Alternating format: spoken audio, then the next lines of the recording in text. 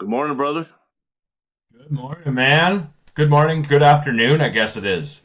Yeah, I guess it feels like fucking morning in my brain. Well, it just turned. It just turned. You can still call it morning. I guess it all depends on when you woke up. Yeah, I woke up quite a bit ago, but I think all day is gonna feel like morning. Although I did get a little fucking caffeine in me. Yeah, so we got Steve Knapp on. Let's go ahead and get that out of the way. We got Steve Knapp on. He's a co-host of No Alcohol Needed, and he's been on before. But if you have not seen that episode, let's reintroduce him. You want to reintroduce yourself, brother? Oh man, yeah. I'm Steve Knapp. I'm co-host of the No Alcohol Needed podcast, 4 seasons deep, 197 episodes. About, I guess it's grown over time. When you run a podcast long enough, you update, you change, you do whatever. But yeah, it's the No Alcohol Needed podcast. We are a podcast that talks about how to live life, an alcohol-free life. Both myself and Julie, my co-host, she's just about to hit. She'll be hitting 5 years sober in September. I'll be 5.5 in September. And we started the podcast when we were like a year sober, just over a year sober each. And what was important to us was the conversations about the hard stuff. And we wanted to take what that part of what worked for us and share that. So Yeah. we're excited this season because we're bringing on some new regulars, different voices. A bunch of the regulars are coming back, and we're adding a couple more allies to the the group to just bring some new perspective in and shape the conversations a little bit differently. Every year, there's All always right. something new.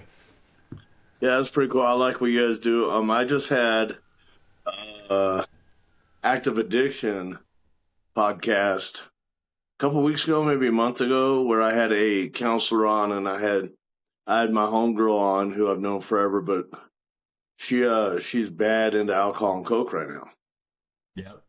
And we had a pretty good conversation. I don't think people really change unless they want to change. So you can plant seeds, and you can plant seeds, and you can plant seeds, you know. And I myself, I don't go just totally sober. I don't believe in just like um I don't believe in every day just trying to be sober. I believe in moderation. And I can do that pretty easily. Like I don't there have been times in my life where I fucking dug myself a hole drinking every fucking day. I'd be at the gas station, bro, 8 in the morning, they start selling them hard apple ciders. I'd be I'd be there 8 in the morning, and I knew liquor store opened at 11. So I get enough hard apple cider to last me till 11. I'll go hit the liquor store. So I've been Yep. deep into it before, but then I found a way where like, I got liquor in my freezer and it's been there for months. Yeah, So I and it's really to each their own yeah type of type of thing. I could just care less. yeah I don't even. I could have booze here in the house. I wouldn't bother touching it. It's just yeah something that I don't do anymore. I don't care to even bother entertaining. I like the way I feel enough that I just don't really care to change it. I don't really yeah care yeah. to experience an altered state. I just really love the way things are right now. So to me, there's no point in even like just don't need it. So carry on. Well, I like the way you guys approach it because a lot of podcasts, I've seen some podcasts approaching it in a different light, where it's like you're just struggling every day and you're miserable and you're just trying to be sober and you just one day. And I understand all that works one day at a time, and all those catchphrases work. They work. Yeah, they Like, do. okay, I'm struggling. Well, let's make it through today. I understand that. And that can be actually, I think we can widen that to cover a whole lot of things, not just sobriety. But it's, Oh yeah, dude. You can use that if that just that terminology alone for anything big or hard that shows up and happens to you, yeah, right? Like literally, if it's just a hard fucking day, which we all have hard fucking days, Yep. sometimes it's just, I'll just take this shit an hour at a time, give myself a timeout when I get the chance to give myself a timeout to do a little bit of a reset, Yep.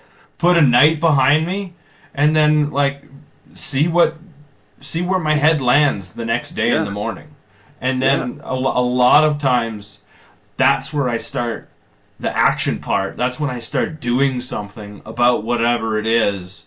And so I gotta let it all settle so I'm not just an emotional bag of fucking reactions all over the place trying to solve my problem, where I can come at it from more of a centered type of perspective and listen and see what's going on outside of me and what's going on inside of me, and then make decisions based on something that isn't like just fucking reactionary, because that's horrible. I used to live that way, and it's like living life as Plinko. You're just bouncing off shit until you hit whatever, Yeah. $10. You know what I mean? 10 points. You have no idea what direction it is. You just hope you land somewhere better than it was before. That sounds very emotionally intelligent. I mean, we've had conversations before, and that is something that I focus on big time. Emotional intelligence. You've been doing. I think last time we talked, you were doing a lot of emotion work, and you were digging into the emotion side of it and everything. How's that going? Oh, so I'll give you a perfect example. Yeah.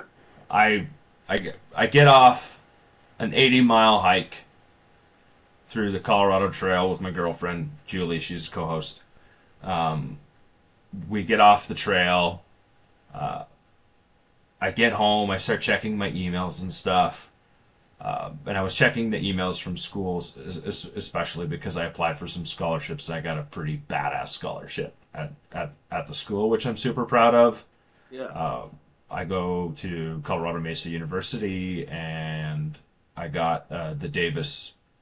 It's the school I'm studying public accounting, Okay. and it's the Davis School of Business, and it's the Davis School of Business Legacy Scholarship, and so it is literally they're looking for high performers, high potential people, and all of that stuff, and I had to go through an interview process and write essays and stuff like that, and so I got invited. I was accepted into that scholarship, which was super cool, and so I got to celebrate that. And right after I got to celebrate that, I was working internships at a local accounting firm here, and the U.S. government changed the rules on the internships, and now I can no longer work the internship that I thought I was going to be working this semester upcoming and the next one after that. So I've gone from actually having some income, sustainable income, to absolute zero. Yeah. Is that So my whole scholarship? Does the scholarship tie into that? Had nothing to do. The scholarship doesn't have anything to do with that. It's just how the F1 visa rules were changed on August 2nd. So it changed policy. And since the scholarship is not a requirement for graduation, or sorry, not the scholarship, the internship is not a requirement for graduation, I can no longer, it's not part of the curriculum. It's like curriculum to graduate. And it is an elective. And so because it's an elective, it now doesn't qualify for me to do that. So what I was hoping to do was graduate with my public accounting degree and 2 years of work underneath a CPA, so I could actually take my test. Yeah. And I could get CPA licensure. I got a little bit. My road is different now, is what happens. So the road was a built-out plan for 2 years. Now the road is, I've condensed it. I have the time now. I'm getting 30 hours a week back. Like, now what do I do at this time? And so I went, and when I learned all of this, I went to my boss's office and I sat down and I had the conversation with the guy face to face. told him the stuff that was on my heart as well. Like, I love working for the man. I really do. He's treated me phenomenally. He's taken that risk, and he's getting bit in the butt for it. And I understand the reasoning for it. The reasoning is to protect American jobs. But when you can't find qualified people to work, it's you take what you can get. Anyways, so that was disappointing. At the same time, I was invited to help participate at the college to meet freshmen and invite them into the Davis School of Business and stand at a table. And so, despite not feeling like doing that day, I still went. I still showed up. I still dressed up. I still cleaned up because I just got off the trail the night before. So I was I looked like a homeless dude living out of a backpack. I still cleaned up, still did all the stuff, and I still showed up anyway. How did you feel about that later that day? Did that make you feel better? You showed up anyways? I showed up anyways, but what I got was unexpected. Okay. I had other people show up for me because I showed up. When people asked me, you know when somebody asks you, "Hey, how's it going?" Blah blah blah blah blah, right? And generally speaking, our answer is, "I'm doing great. I'm fine. Despite whatever bullshit you're carrying. Well, we tend to kill the conversation right away. Right, and I mean, I did that. Yeah. Automatic response, and I was like, wait. Sorry. Automatic response. I'm doing okay, but I'm having it's been a little bit of a rough day. Okay, that's better, huh? How did that help? Well, yeah, I mean, people get curious. Whether they either want to get curious or they're like, oh, sorry to hear that. Carry on. And faculty got curious and they asked questions, and then we sat down and had a bite to eat and whatnot. And I ended up retooling my whole plan to graduate early, and I sat down with a faculty member. We reviewed all of the stuff, and he's like, come on, let's go and check this out. Like, I had people literally I had more people show up than I would have ever expected, and it's really fucking hard for me to let that happen. Okay. I have no problem showing up for other people, but to let that in all over again, it's been a while. It's been a while since I've been in a spot where I've had to let someone sit with me instead of me figuring out how to sit with someone else. Okay, and that's hard. Why do you think that's hard for you to do? I think that's a common thing. I think we're always more comfortable with men, anyways, fixing things than having to say, "Hey, I need something fixed." Yeah, I mean, it rubs up against some of the things that I value. I value being someone that can be relied on. I value being a stable emotional force in the lives of the people around me. I value being a stable force in general, but being a stable emotional force is really important to me. And by that I mean I can handle those things, and I can handle life even when it kicks me in the face, and I can handle it in like an honorable, dependable way. In a way that is going to be respectful to me, and it's going to be respectful to other people. Do you feel Do you feel like you were worth those people showing up for you? Is that part? No. That's the part that's hard. That's I like that. That's what I'm fucking talking about. That's where a lot of us struggle, I think. Yeah. Yeah, you don't feel like you deserve it. I mean, I fucking wrote this shit down. When people show up for me, why is it so hard? Why do I feel like I failed? Why do I cry? Why do I still feel like it hasn't been earned? I wrote it down because those were the thoughts that were going through. That, like, when everything settles out and you get a little bit of peace to sit in your own mind to try and discover why the fuck this is so disturbing to me right now, when it, I should really honor and be grateful that the effort I've put into my life is showing up. Yeah. I ran into something like that. I was going through a breakup. I've always had this thing since I lost my leg. Nobody asked me if I was okay. Like for years and years. And I was like, why the fuck? After I pulled myself out of my fucking hole and I did all this work, I was like, oh, why the fuck did nobody ask me how I was doing with losing my fucking leg? Like, what the fuck? What world are we in that I lost a body part and nobody? I had bros. I was in a relationship. Nobody was like, Kevin, how are you doing emotionally? You lost your leg. And so probably about a year ago, I was going through something tough, and I have a buddy. His name's Troy. He's a plumber journeyman, and he does my auto work and stuff. And he's a cool fucking guy. And we were working together at one point, and he looked at me and said, "Kevin, how are you doing?" And that was it. That was the first time anyone's ever done that. And you know what I said? I made a joke. You didn't know how to respond. I blew it, bro. I made a stupid joke and kept working. No shit. After all the focus on why are we asking each other if we're okay, I Right? fucking rejected it. No shit. Yeah. Didn't know what to do with it. Like, how often does that happen, though? You just don't know what to do with it, so you Yeah. find a way to brush it off so you don't have to touch it. Yeah, I totally just made a stupid joke. I mean, it was a funny joke, just to give myself more credit.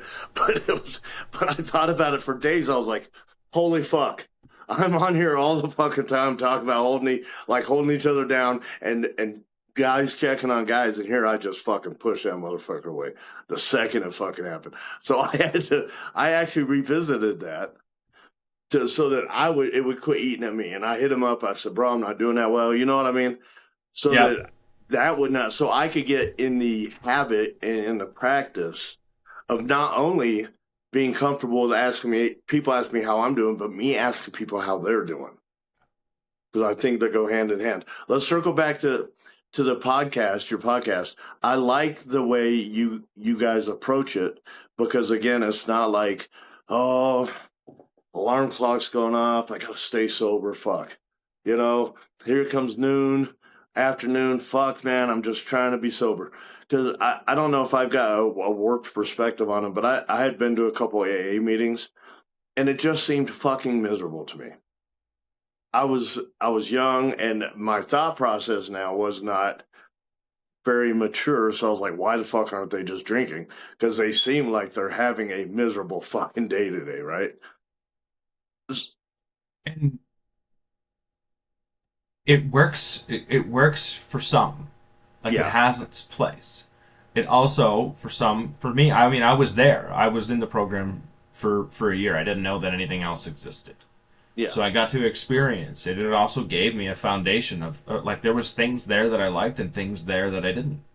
And Yeah. so I took what I liked and I went along my way because for me, words are absolutely powerful. And this is for me. So I'm not Okay. saying anything else. So when Yeah. I turn around and I call myself and introduce myself as an alcoholic, You're I still don't- calling yourself that. I'm still calling myself like that. Like I have a problem with the thing that I'm not doing anymore. Yeah. So yeah, like that. so the logic in my mind, I'm saying in my mind because Yeah. it still works for other people. So I just want to clarify. I want to clarify that because I don't want to be insulting to it. I'm Yeah, just yeah. from my own experience. When I refer to myself in that way, I started feeling like I was degrading my own self-worth and my power. And so I didn't like powerlessness. Powerlessness wasn't something that I also wanted to gravitate toward. Like, there's things that I can't control, and I can accept that I can't control them, but that doesn't mean I'm powerless. Yeah. I'm absolutely have all the power over the choices that I get to make and how I decide to show up, and that's Yeah, powerful. I like that. So you're not giving away your own agency, because You're right. yeah, because like the way if I understand correctly, what you're saying is to keep labeling yourself something for years and years and years and over and over and over, it's kind and saying I'm powerless over this, I'm powerless over this, which it does work for people, which I understand, nihilism and stuff like that, and needing to live for something bigger than you, and understanding that you are powerless over certain events that happen during the day and stuff like that, and you just have to roll with it. But it does seem like it's kind of throwing your agency away. I don't need Like to self-talk. focus on what I can't control. Yeah. And where I'm powerless. So I'm powerless over 99.9% of things in my life. Yeah. Like the 0.01% of the thing that I have control over is my choice, is how I decide to show up, is the perspective that I get to give it, is all of that, and how everything else reacts and responds to it outside of that. Those are choices I get to make alongside of deciding what the right decision for me is at this time with the information that I know. Then do I have the courage if that decision that I thought was right wasn't, and I have to go and apologize for it? Then do I have the courage to go and do that and step inside that hard conversation and see what that's going to look like, even though it's going to put stress on the relationships that I deem are important? Yeah. And if I don't do that, then I'm not giving the relationship the importance it deserves. Okay, I like that. Right? Like, having a hard conversation with someone is showing that person that you care about the relationship. Yeah. Avoiding doing that is showing that person that you don't care about that relationship as much as you say it. Yeah, I like that perspective. I've never heard that perspective before, and I'm all about hard conversations. I'm all about hard conversations in intimate relationships, friendships, all that, because I think they need to happen. I like that perspective. They need to happen. Yeah. Relationships don't get stronger by everything going well all the fucking time. Or even pretending like it's going well. Yeah. Yeah, I mean, relationships get stronger when there's a break. Yep. And then both parties are willing participants in solving the problem. And repairing it. Yeah. And in repairing it. It doesn't have to go your way or my way. It might not go either person's way. Yeah. Yeah. But you have to have the conversation to find out which way it's going to go. Yeah. Because you have an idea of how you're playing that picture out and the solution in your head, and that other person has an idea on how it's going to play out in their head. And without having the conversation, you're never going to figure out the story that you're playing and the story that she's playing or he's playing. Yeah. In their own minds, to correct it and to find out where you both sit. You can't meet each other if you don't fucking know that. Yeah, I like that. I like that a lot. So I love the way you guys approach it, because I think there's so much mental health. Okay, let me backtrack for a minute, because I will just start spitting shit out. So I just this recent podcast I did with the active addiction, her biggest thing was when she does not drink or do coke, she's absolutely bored.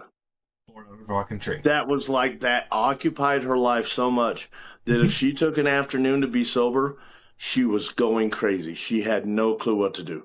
So I love that you guys are putting that perspective out there. And so let's just, for people listening, we have episodes about boredom where we have conversations about dealing with boredom, because boredom, it's a thing. Yeah.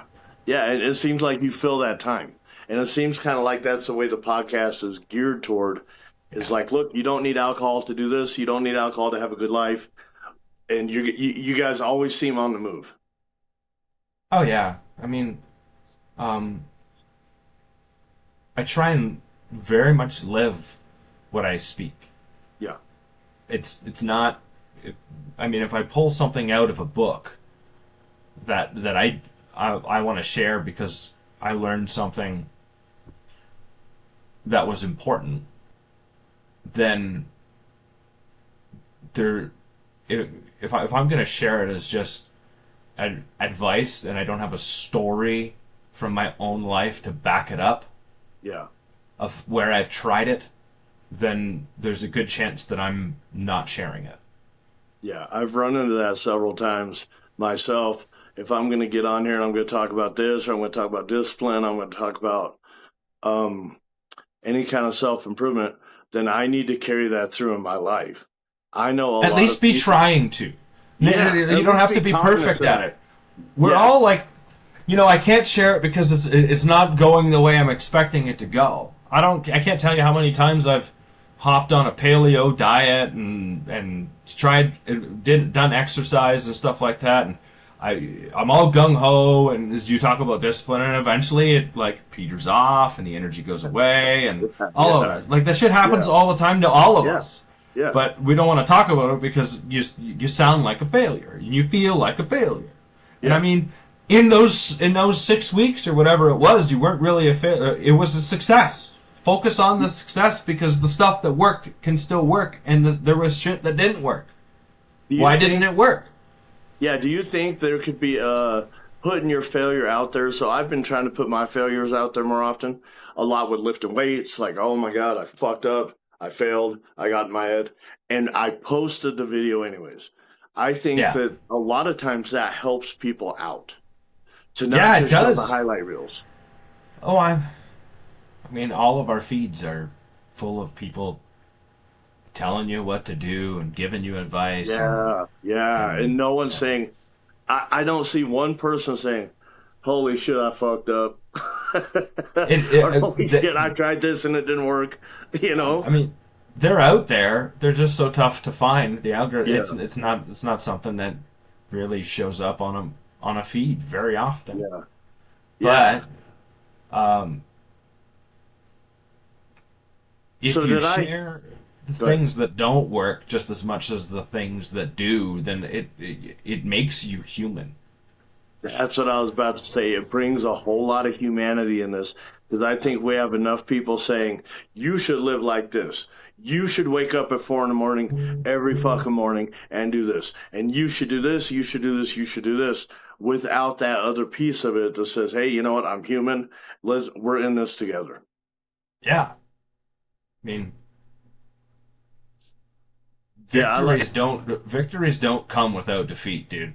They Yeah, just at don't. all. In fact, I think we learn more from our failures than we learn from our triumphs because that puts us in a spot, especially from an evolutionary perspective, to where we have to learn something. Okay, that didn't fucking work. Now we have to think it through. But if we're just handed every fucking thing and we never fucking failed anything, I think we stay incompetent.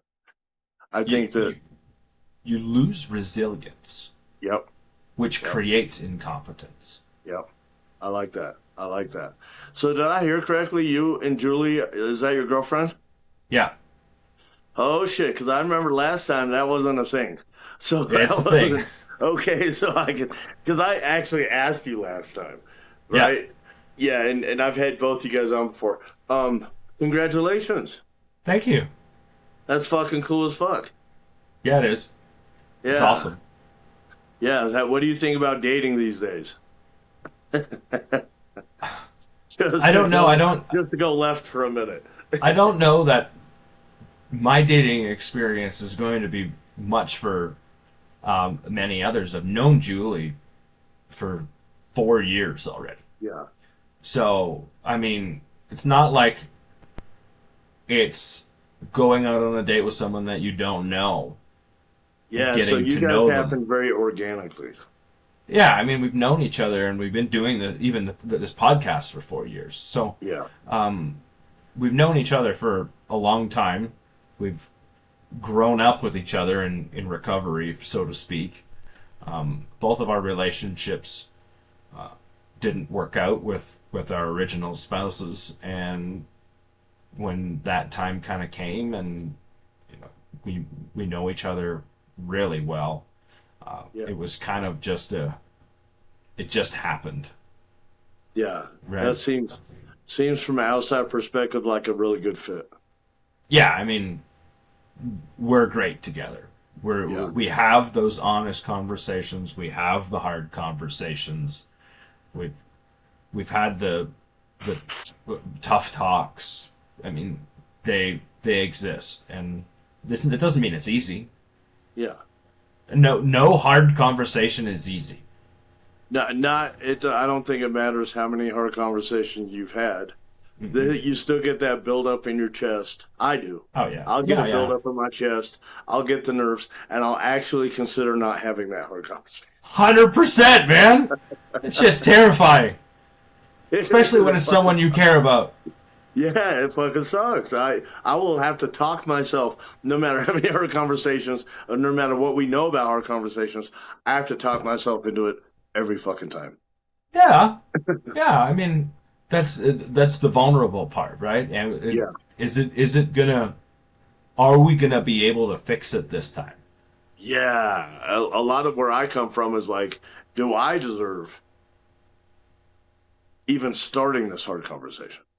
Yeah. Like, if I've got something to talk about and I got something that's bugging me and do I even deserve, I will spin out in my fucking head. Are you like, is it really worth it? Is it right? really You worth do the this. conversation? Am Yeah, I just blowing this up out of for no fucking reason? Yeah, I do that all the fucking time, bro. 100%. But I figured out it's easier if I sit on it, I get quiet. And then it starts coming out in different ways. Yep. So I think, yeah, go ahead. No, it's like, if I sit on it, I start building a resentment somehow, some way. And normally it's toward the other person. Yeah. Or it's toward myself for not doing it, and it still outwardly projects as something toward the other person. When it is really, if I'm not saying something that I need to say, the whole thing is a me problem. I don't get to blame anyone else other than myself. Not at all. And I think, I like that because those are very, very, very tough to have. And I think if something's bugging you, no matter what, you should talk about it because it's not going to stop bugging you. And if you figure out that it wasn't that big of a deal, the only way you're going to truly be sure that it's not that big of a deal is by having that fucking hard conversation any fucking way. That's it. That's it. Get it in the air and figure out it's not a big deal. So, one of the things that I learned when it comes to having those hard conversations is, I don't know about you, but I'm venturing to guess you have a story that's playing in your. There's a script playing in the background that is already telling you something, and we're upset about it or we'll up about it because we believe it to be true. Yeah. Most of the time, there is this much truth, and the rest of the gap needs to be filled. The rest of that gap is the story. And we're very good at filling that story based on previous experiences, based on stuff we've seen, even on TV. Like, our brains are very good at filling that in. Filling the gap. So most of the time we say we know 10% or 15%, even 25, whatever. The rest of it's filled up with my imagination. Yeah. Because everything's fucking made up anyways. So Yep. The rest of it's filled up with my imagination, and that's the conversation that needs to happen to fill the gap. Yeah. And I don't know, I forget where I was going with this, but That's okay. I know our brains work on... Oh, go ahead. Good. You got it? No, go. I know our brains work on pattern recognition. So it is a very efficient operating system. Our brains, our bodies try to run as efficiently as possible. And so what we think we do is we notice things and we react to these things, but we don't. We are looking for patterns in our life. So based on something we've seen, based on something we've been through. And so something happens objectively in our objective view. And then we say, okay, that's a pattern. I know what's going to happen next. Now, our brains are supposed to correct when that doesn't happen next. But I think trauma and a lot of the stuff we've been through or stuff that we hold with us, a lot of that baggage, can sidestep our brain from saying, okay, this wasn't that pattern I was looking for. And we could kind of get stuck in a loop. Well, the pattern is comfort. Yeah. Right? And people aren't going to say... I keep using the word comfort when I try and... Julie and I have had a conversation about this. comfort isn't the word, and I forget the better word that I had for it. But the pattern is what creates, even though it's uncomfortable, Yeah. right? It could be a pattern that creates havoc in our lives, except for that havoc is what is the expected result. Yeah. And because we know it's going to happen, that's what creates that sense of safety. And we are far more comfortable with the known, even if it's tragic, than even the if it's unknown. tragic. Yeah. And so peace, if we're not comfortable with peace, we look and we can create. We actually are very good at creating what we think it should look like if we're not comfortable with peace. And then the people we're with, our relationships, are drug into that. Like we create our world. and if chaos and drama and all of the stuff is something that you've experienced a good portion of your life, Yeah. then when it doesn't happen, you're bored really quickly. Yeah. You don't have, your mind doesn't have something next to focus on to create the news story, to create the whatever, to start chasing the next thing. You imagine personal responsibility. Just take it for what it is. You're in like 10 different relationships, and they all like the pattern repeats itself. He always does this. He's always this way, or she's always this way, right? She's always nagging me. She's always this, right? 10 different relationships. That's not a them problem. That's not a coincidence either. That's you. Yeah. Right? You're the common denominator. I'm chasing my wounds down, and they're being reflected in the relationships that I keep. Yeah. Yeah. I like that frame of it. I like that frame a lot. What you just said. It's a lot of times. So we get taught, if we've been through what we think of as love over and over and over and over, and a lot of it comes from our childhood, the way our parents reacted to us, the way our households were, and we will actually create that toxicity that we've been through before because we feel like that is love. So we're very good at getting into a relationship and turning it south to what we are, again, that word, comfortable with. Yep. And like I said, I wish I had a different word than comfort. That's okay. It works right now. It is because it's not comfortable. How many people do you hear like this keeps happening to me? Yeah. Yeah. And it's happening to you over and over again until you decide to learn the lesson that it's teaching you. And like I've had it happen to me, a lot of things happen to me a ton of times. I used to have a really nasty, anxious attachment style. That's how I tried to receive love when it was pulled away. Yeah. And and what I had to learn was that I am worth and worthy of love in here, in myself. When I look at myself in the mirror, that I'm gonna be okay. Yeah. Right? And I don't need that external piece of validation to say that this relationship is going to be all right, because I didn't trust that it was going to be. Yeah. So I had to try and take control of that other part, of that other piece, as much as I possibly could to create the comfort. And that's what caused the discomfort. That's what causes the pull away. Yeah. And so I'm my own problem. But I don't see it. I didn't see it. That I was the one that was the perpetuating that type of emotional strain on myself. What kind of work have you done to work on your attachment style? Because I know I was very, very anxious. I've had an anxious fucking attachment style my whole fucking life. But then because of my anxious attachment style, I started getting slightly avoidant because I did not like the anxiety that I was feeling. And so I would push it away and I would tend to avoid that. So what kind of work have you done that helped your? Because I think a lot of people do with attachment styles, and a lot of us are ignorant to them.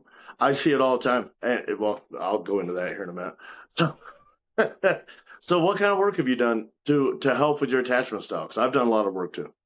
So this goes back to the stories that I was telling myself and the anxiety that was created by the stories that I was telling myself. Yeah. And it was actually the piece that I forgot when we were having the earlier conversation. And the work that happened was when I was telling myself the story that was creating the anxiety in the attachment. Yeah. I had to find the courage to make the phone call and say, okay, here's the story I'm telling myself. And I had 20 years of telling myself the same similar story overlaid over different scenarios. Yeah. Same story, same but different scenarios. And it wasn't until I brought the story into light the way I was thinking it to a person that was willing to listen. It was the person that the anxiety, that the story I was creating myself for myself, that was creating the anxiety. And I said, hey, listen, I know this is what happened. Here's the story I'm telling. Here's the story I'm telling myself. This is the script I'm playing. And then I had to listen to whether it was true or not. Yeah, and that takes a very receptive partner. It takes a very receptive just person. They have to be willing to work to not take it personally, because it's not a personal attack. It is just it's just an internal story that I was playing. Yeah. And so good. What happened was I needed to do that multiple times, so I could teach myself that the story that I'm playing isn't true, because I believed the ridiculous stories that I was playing. It's amazing. That's amazing how that happens. And until I literally dumped it out and gave it away, that I could see that my story wasn't real. Yep. And now when I go through a story, I'm like, oh, okay, I can call it out now. I can say, like, this is the story I'm telling myself. Yeah. Do I need to have a conversation about this? Or am I just telling myself a story? Like, start looking at facts. What are the facts and what is being made up? Yeah. I like that. That goes, so a lot of people think that they can sit and they can heal all by themselves. But I think, just like what you're saying, if I'm getting it correctly, it takes somebody else. It takes somebody else, and it takes the same type of situation that you've been through before, at least a similar type of situation, maybe the same room, sitting in the same room that you sat in before we got hurt, or that you've got some anxiety over. I think it always takes somebody else. For certain wounds to heal, I think that takes somebody else, and a very receptive person. The opposite heals. Yeah. If you grew up in an environment that was abusive, then an environment that is going to heal the pieces that were the trauma, the damage, or whatever you want to call it, that was created, the stories that were there, that were created. Because you're going to continue to chase that, because that's where the comfort exists. Yep. When that doesn't exist anymore, because you're forced to face the wound. Yep. It's the mirror to it. And so there is healing that can be done in solitude. Of course. And it's important to say it like this. Healing that can be done in solitude, not alone. In solitude. Okay. when I hear anyone say I don't need anyone else, I can do all this work on my own. As soon as you could do work on your own, the problem is when you go and put yourself into another social situation that involves a relationship, You're fucked if you're not prepared for it. you're looking at yourself as your own willing participant, Yeah. right? And when I look at myself as my own willing participant, and if you're not going to be a willing participant in this or whatever that is, you start taking this hard stance, like cemented in the mud. And relationships require flexibility. Yes. That's a requirement. Yeah. One person can't just be a stick in the mud and the other person just sits there and fucking walks around them. That's not a relationship. No, not at all. Right? We don't exchange stuff that way. Yeah. Flexibility is an exchange of emotional energy and physical energy. And, I like that frame. And if I do too much work in solitude, then I create a bigger barrier when it comes to doing work in relationships with other people. Because of the social aspect of it? Do you think We're that's already- the social aspect? Because, I've sat to where I was like, I've been months. I've gone monk mode, what they call it, where I'm just like, I'm shutting everything down. I'm hitting the gym, I'm working, and I'm going to just completely dig into myself and work on myself.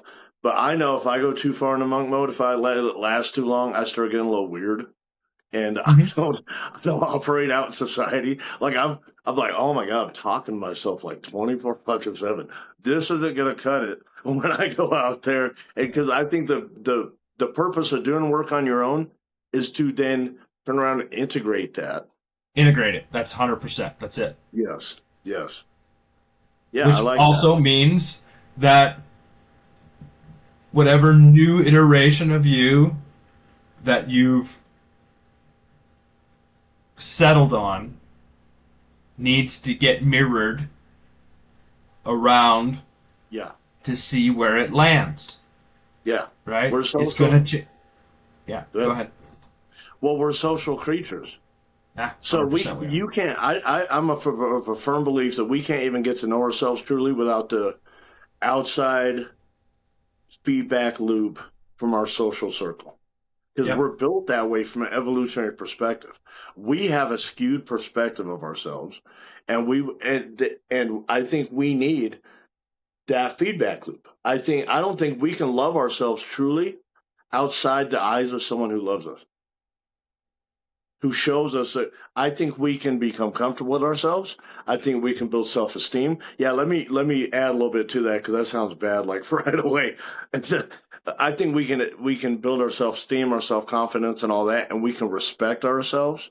Yep. But I'm of the firm belief that you can't truly love yourself without that social proof that you are lovable. And that might be sort of a hot take, but No, I mean, let's take that to the extreme for just okay. a minute. If you were to live in absolute solitude for a very extended period of time without having any sort of social mirror, then every iteration that you take, that you do to keep yourself comfortable in the solitude, becomes a new normal. Yeah. Okay.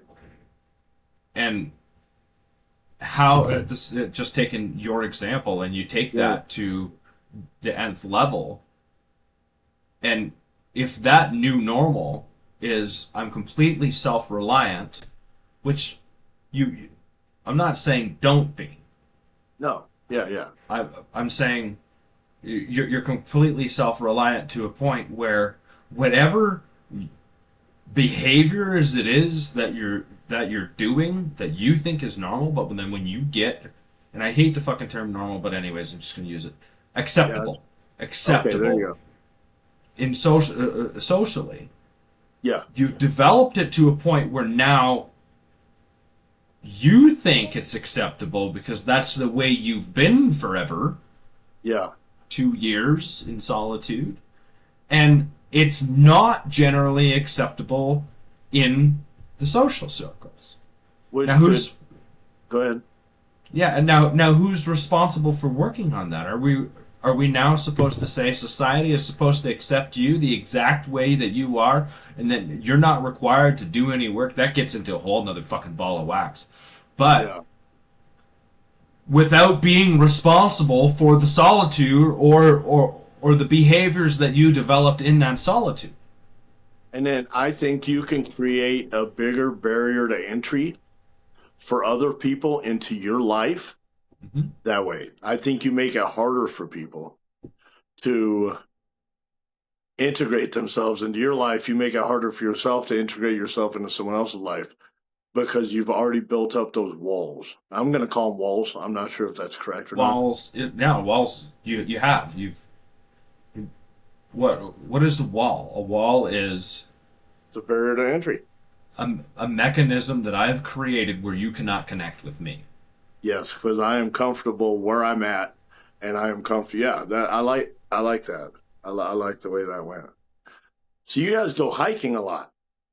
Yeah. Well, lighten it up for a motherfucking minute right now. You hike a lot. You just got off an 80-mile fucking hike. Yeah, 80-mile hike. What created that? Because even with 2 legs, if I had 2 good fucking legs, I would never think about hiking 80. I want to know how that is and how that came to be. And what benefit do you receive from that? Okay, so the benefits are they're so good. When you're up in the mountains in Colorado and you go hiking, you can bring your cell phone with you and it don't work 95% of the time. Yeah. So there's the whole dopamine script that happens with this fucking thing that doesn't get to be played. So there's a giant reset that gets to happen just in that alone, because I fuck around on my phone too much.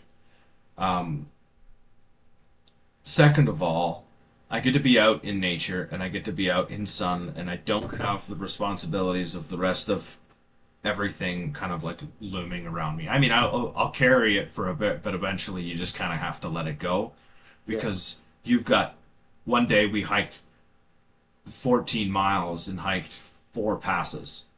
So like the elevation gain over that 80 miles that we did, which was over the Continental Divide on the Continental Divide Trail, was almost 20,000 feet over the course of that period of time. And that 14-mile 4-pass day was a big push day. But what I found when I backpack, especially when I backpack, there's no way out. My brain looks for a way out. My feet are sore. I want to be done today. I want to whatever it is. My brain is looking for a way out of the discomfort. But you don't have a way out. You're already in it. I'm already in it. I mean, there's ways out, but you're 6 miles a fucking way to your way out this way, and you're 6 miles away to your way out behind you. Yeah. And so there is no way out. Like, you need to call a helicopter. So you're stuck between here, and you're stuck trying to navigate the discomfort that you feel. So I can't just stop it. So when I'm out there, I get to create resilience. And discipline. I don't have a choice. I have to figure it out, or I can just carry a shit fucking mood. And trust me, on day 2 of that hike, I was in a shit mood. And I like that. And I've done a couple of these now. I've done on 40-mile hikes. I've done 2 80-mile backpacks. Yeah. And on day 2, I'm in a shit mood. I am looking for a way out. And then on day 3 to day 4 after that, I'm in a fucking phenomenal mood the rest of the time. But it takes me a while to distance myself from the whole thing, because I've created this nastiness. what I really enjoy the most, and it's also the most challenging, is when I'm out backpacking. You can create the microcosm of a whole bunch of life fucking experiences emotionally within like 2 hours. Like it happens all in this time frame. I'm uncomfortable. I don't want to be here. I'm hungry. I'm all of this. I'm exhausted. I'm tired. I'm all of that stuff, and I have to deal with it all right away. And sometimes I'm like, it's just another. We have zero point 0.7 miles to go and 800 feet to climb. Yeah. To get over the pass, and there's a thunderstorm coming. And so I have to do this, and I'm out of breath because I'm at 12,000 feet. Yeah. What do? Shorten it up to something that I can tolerate, something that I can deal with, something that... Okay. Smaller right? goal.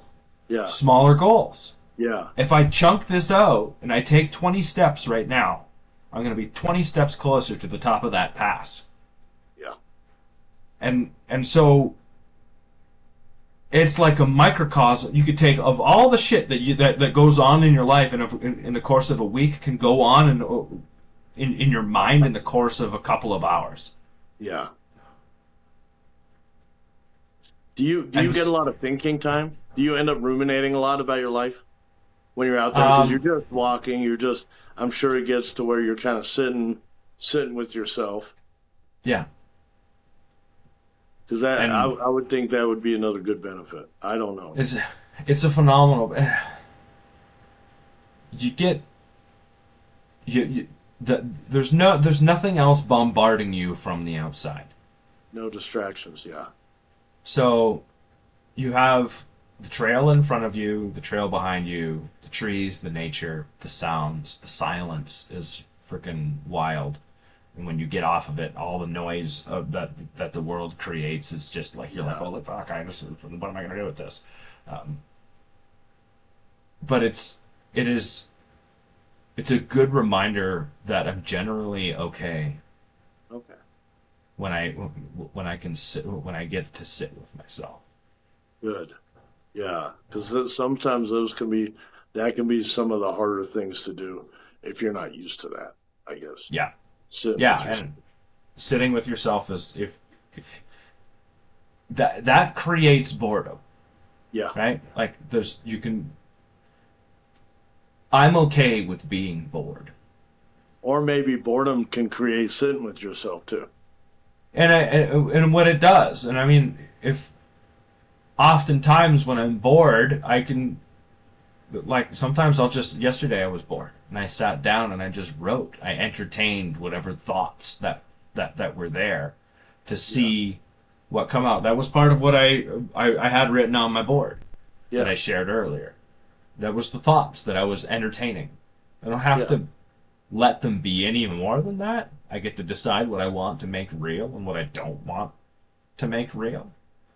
And I mean, I shared that with Julie. Yeah. And I got to have a conversation about it. I got to have a conversation about what I was struggling with. And I was struggling with the fact that now that I wasn't making any income, I've changed the lives of the people that are really close to me. Yeah. That has impacted them. And I felt really responsible for the impact that has had on them, even though it wasn't something that I had a choice around. It was outside of me. Yeah. And I mean, I've had them tell me that more times than I'd like to admit. Like, dude, this isn't your fault. You don't need to carry that responsibility.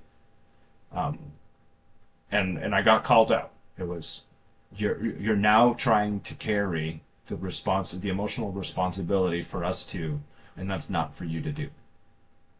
Where do you think that comes from? Why do you think you try to carry that? Because that's going to be kind of a deeper thing with yourself. That it goes against the identity I've created. Where I feel comfortable in, that goes back to this, you want to go to like masculinity and what that what being a man feels like to me, and then accepting help kind of goes against that manliness feeling. Yeah. Because you should know and you should be able to provide, and Yeah. that should be all of those things. And then when you can't, or when it doesn't work out, then it it feels like, I mean, it goes against the shirt that you're wearing. You Yeah. don't feel like you're enough. And so if I could take responsibility for all of it, even what they're carrying, then maybe I can be enough instead. I like that. See, so that's kind of where I was headed with that. Is that I've been in, there's been a lot of times in my life where I felt like I had to overperform Yeah. to feel love because that's what I was taught. In order to be loved, in order to be respected, in order to be liked, I had to overperform and earn it in what isn't always a constructive way, I guess. It's always a constructive way. And the fact Yeah. that you could recognize that, recognizing that alone is such a huge step. Yeah. Do you guys bring a bedroll with you when you hike? Yeah, like what? How does that look? You go out into the wilderness. Are you bringing camping? Do you camp overnight where Yeah. you're at? Yeah, yeah, there's campsites on the side of the trail, or sometimes you Okay. just go and make one. But generally speaking, you have a good idea where water is, you have a good idea where campsites are. You don't know what they look like, but they're, I mean, it's just a flat spot on the ground Yeah. underneath trees. You know Oh what I mean? yeah. Or exposed. Doesn't matter. Yeah. But you can see where other people have kind of used Okay. as campsites. So we have 2-person tent. Um, Food. we You bring food with you? Yeah, all dry food I was basically. curious about that. Yeah. Yeah, dry food. I mean, for lunches, I pack those little tuna packs, Starkist tuna packs. Okay. Yeah. And then you bring tortillas and some cheese, some Okay. nuts. For dinner is like a Knorr side kind of thing. Uh, I've gotten into liking ramen bombs because I could use all the carbs. So that's you cook ramen and then you get the dehydrated Idahoan potatoes and you put extra water in there and then you put the dehydrated potatoes in with the ramen, Yeah. and it's like just a giant carb fest with salt. And when you're out Is there, it that's just? what you need. And it's like a chunk. You can just eat it. Like you don't need a bowl and a spoon with that way. Yeah, I mean, you do. You boil the water. There's just a little Okay. rocket stove that we have, and you boil water and you rehydrate all of your stuff, and you eat the stove, and then you go and rinse off your stuff somewhere in the creek or in the lake or whatever it is. Okay. Yeah. Carry on. That's. I've always been But fascinated about the hiking for so long. I've always been fascinated about that, like how that goes. Because I've been into camping and fishing, but I've never once taken an 80-mile hike, and I probably never will my whole life because it doesn't appeal to me. But I've always been really curious about how that. yeah, and I mean, you find your water sources. There's really good water filters out there now that you just filter your water. And I carried 2 empty 1 liter bottles with me, and I'd filter my water into there and into that. And if I knew I had 3 miles to walk to my next water source, I would filter a liter of water.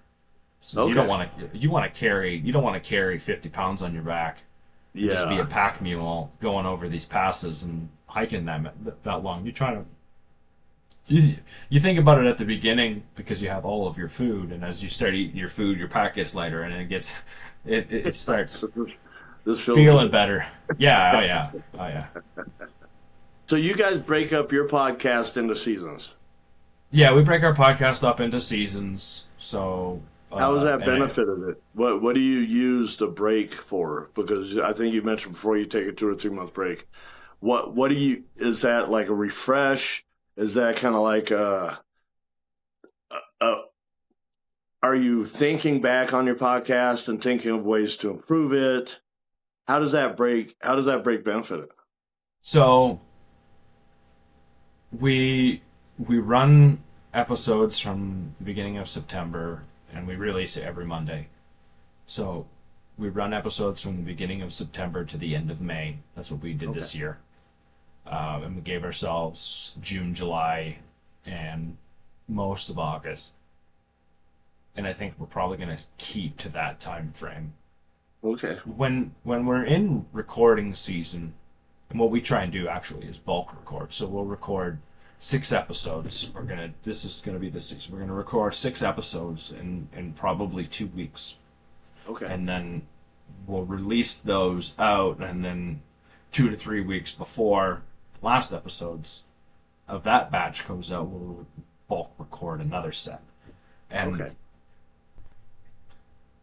what that does is I can sit down when I have free time and edit and piece all of the things together and come up with ideas and changes on the fly. But what the summer does and what we've learned is if we continue, because there's no one else other than us two that run that whole machine. Yeah. And when you talk about recovery and all of this stuff as much as we do, and like I said, it's not really recovery, but when you need a mental break.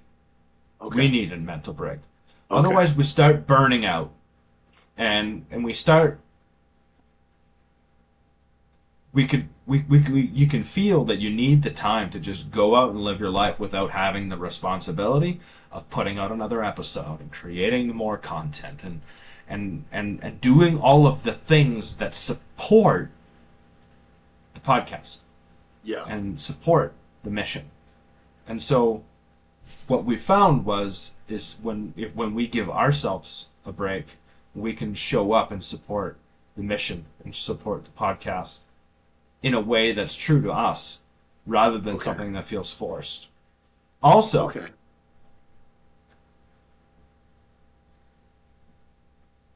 when you're tied to it like that, there's times where you just can't go ahead and live your life and enjoy some of the things that you want to enjoy.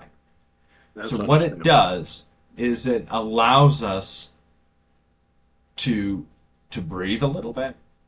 It allows us to reconnect with ourselves and reconnect with the mission and learn some new things that we can maybe bring to the podcast, because we always through the break we discuss what worked. Yeah, I like and that. What didn't I like work that and perspective. How we both think it's really healthy. It's healthy for both of us, to a point where once we started it, it was something that we never really wanted to give up. Okay, good. Yeah, where can people find you? And wrapping up, where can people find you? It's called No Alcohol Needed. Yeah. And so where can people find you for your content? You can find us at No Alcohol Needed Podcast on Instagram. You can find us on our website at noalcoholneeded.net. Hopefully, someone has the noalcoholneeded.com, but it expires on November 26th. So hopefully we can get that one and upgrade to the .com instead of the .net. But anyways, noalcoholneeded.net. You can go to YouTube and you can watch the episodes on YouTube. No Alcohol Needed, the podcast, and it's on all of your listening platforms. So, and we generally, if you want to find us on social media, we have an Instagram page. We're on there, but we're not on there near as much as we are on Facebook. So if that's a place where you want to contact us and get a hold of us for whatever it is, if you want some help, if you just want to get involved in some ways, or if you're looking for a meeting, we host a live, not a live. I mean, I guess it's live, but it's not live anywhere other than on Zoom. But we host a meeting on Monday nights at 6:30 p.m. Mountain Time, and it's open to anyone. It's a free Zoom recovery meeting that is not based on any program. It's not based on any sort of set rules. It's about sharing life. It's about sharing your experiences and showing up and either helping some people or helping with some solutions or asking questions. And it's just it's a pretty free and open way to figure out what works for you. I like what you guys are doing. I started getting a bad taste in my mouth toward a lot of people who are big into like the recovery, we'll call it recovery space, or the being sober space, because it does not seem to me like they do any. They're just happy being sober, and I think there's a lot of back end work you have to do. So I started getting a bad taste in my mouth because I noticed a lot of people who are in that space are still acting like they're not sober. I don't know if that comes across right. So they still have the characteristics. They're still, you can tell they haven't done any of the mental health or the back end work on themselves. Like just because you're not doing coke anymore doesn't mean you can transfer whatever habits you were doing while you were not sober into a non-sober life and still operate like a crackhead, which I don't know if that's an appropriate fucking thing to say right now, but Behaviors and habits need to change. And yeah, what you're saying is you can remove the substance. The substance was the solution for something, and if you don't work on no what problem. the substance was saluting, what the, I was like, what? Where's the language for this? I'm gonna keep Well, that word. you know what I mean? If you don't, if we don't find out what the substance was a solution for something, and if we don't find out The problem that the what substance was helping with. yeah, like what was it easing? And if Yeah, I'm just not going to focus on what it was easing, or you don't have to focus on it every day and day in and day out like it's a chore. yeah, Um, but changing the habits and changing, sometimes it's environment, sometimes it's people, but a lot of it's just perspective. What is it in here? What is it in here? What yeah, is it between the ears? yeah, Um, how can I connect this, and this? yeah. So they are all the message that is me, that I can give to Yeah. you, and I can be comfortable with that, I rather than like. having to find the escape, or to numb it, or to make it go away. Yeah, I like that because it doesn't seem like a lot of people are into the back end work, and I just think there's so much more involved than just being sober. What is something you what is so normally in wrapping up I like to ask people a vulnerable question, and I like to say, what are you still struggling with? And I'll ask you anyways, but you are such an open and communicative person who seems to be in touch with your emotions that we kind of dabbled in that the whole fucking episode, which I enjoy. So it seems like a redundant thing now to ask you what you're still fucking struggling with because you're very open about that. But is there anything else you'd like to share? If someone's having a hard time with boredom, if someone's having a hard time filling their time that they're not drinking, because that was a big deal to me. If any message you like to share with anyone, get it out. Let's wrap it up that way because you are a very vulnerable man. I love talking to you. I love these fucking conversations. I think this conversation went a lot better than our first one, and that's probably because we know each other a little bit better. We got a little Yeah, more we do. rapport, which Yeah. it never seems like it's long enough because it seems like we got so many things that we can fucking dig Oh into. man, we could do this for another hour, easy. So Um, what message would you like to get out to anyone who might be struggling right now? to anyone who might be struggling right now. Yeah, with sobriety, with not knowing which way to take their life, with anything to do with with bettering themselves in some way. It doesn't have to just be sobriety. I know we focus on that a lot because you have that podcast, but I think you're a lot deeper than that. And I think that you've done a lot more work than that. So just anyone struggling with anything right now. So generally, when I talk about struggling with something, it's normally butting up against a story I'm telling myself or a value that I have. And it's stretching me in that way. And comfort is created when I sit back in my values. And when I'm living out my values, that's all of the peace that it is that we're all trying to generally chase. Julie created a workshop, I think it's on our website, that is meant to help you find your values. I like that. And most of us, if we were to say, what are your values? We might, if we're lucky, be able to rattle off 2, 3. Yeah. In this exercise, you get to write them all down, and you get to narrow them down to like 10. Okay. And when you narrow them down to 10, you get to finally see where all your goalposts are. Okay.